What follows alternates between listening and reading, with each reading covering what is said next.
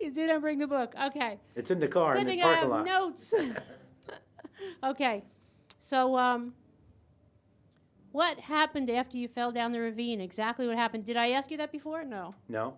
Tell me what happened when you fell down this ravine. Well, I free fell 14 feet. To this day, I know for a fact that thankfully I ended up falling at nighttime because I didn't know what was coming, and I fell just the right way. Believe it or not, I broke 26 fractures, but I fell the right way to still be able to live and walk in today. If it was during the daytime, I would have reacted differently and covered my head or and stuff like that. But since it was night, I had no idea what was happening until my head hit the rocks, and then I hit my left shoulder and my left side, and my legs hit next. I hit so hard, my right side of my body never hit the ground, and 4 ribs broke over there. So and I was knocked unconscious. To this day, after I went out for the walk, and then it all happened, time became kind of irrelevant in a way because I have no idea whether I was unconscious for 1 second, 2 seconds, minute or 2 minutes or whatever. And the whole time it all took that night to do. Of course, until I ended up getting to my neighbor's house, then time was a factor for them. But for me, it just became one big, event. And I woke up after hitting my head. Like I said, it could have been just a second or two or a minute or whatever. And I realized I was in really deep trouble. How you say you woke up? Really? Do you know how long you were out? I mean, that's a pretty bad fall and a pretty bad accident.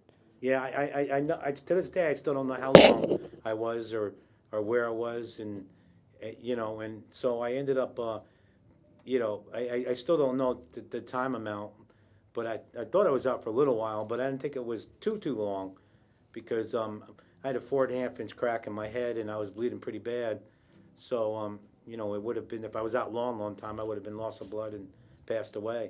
So I'll tell you who this book is for you people who don't read stories, who just read how-to books or science books or art books.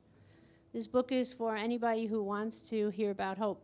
It's for anybody who, maybe you have somebody in the hospital. Maybe you have somebody in a coma or in a semi-coma. Maybe you have somebody recuperating, going through physical rehab. Maybe you know somebody who fell down a ditch. It's really a book for everybody. It's a book for people who like true stories. So this is a true story, right? True story. Okay, so now I put my own disclaimer. I've never met you. It's the first time we're meeting today. That's true. I have not done the research and checked out your first true story, but I believe the book has so many details. How could it not be true? Like, the detail in the book is, like, really, really good. And so get the book and get it out of your library or get it from somewhere and read it. It's a good book. I actually read the whole thing, which I'm amazed at, because I'm a skimmer. I'll take a book and I'll read the first 15 pages and then go and... But I can honestly say I read the whole entire book. Tell me about your recovery. So you wound up in the hospital. So it was easy to recover, right? No. Tell No. me about it.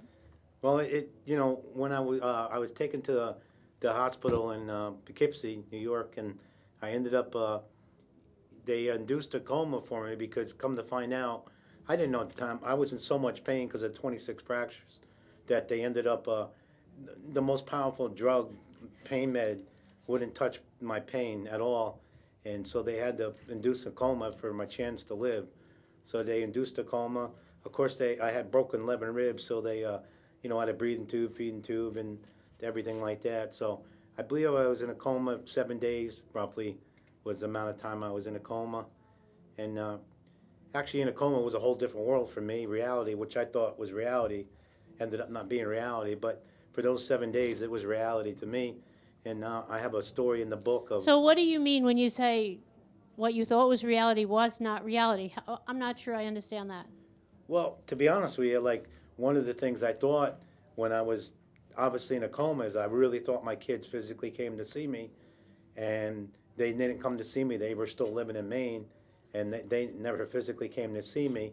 So I thought they were there. That's one, and then everything else, there was some even much more... So wait a minute. So in reality, actually, though, if you think about it, they did come to see you. They came to see you in your memory. Oh, they did. They did. And I yeah. think that's one of the biggest and the best gifts that God gives us is Yeah. memory. Yeah, they did. So you were there and you had your kids visiting you. That was cool. Yeah, yeah, yeah.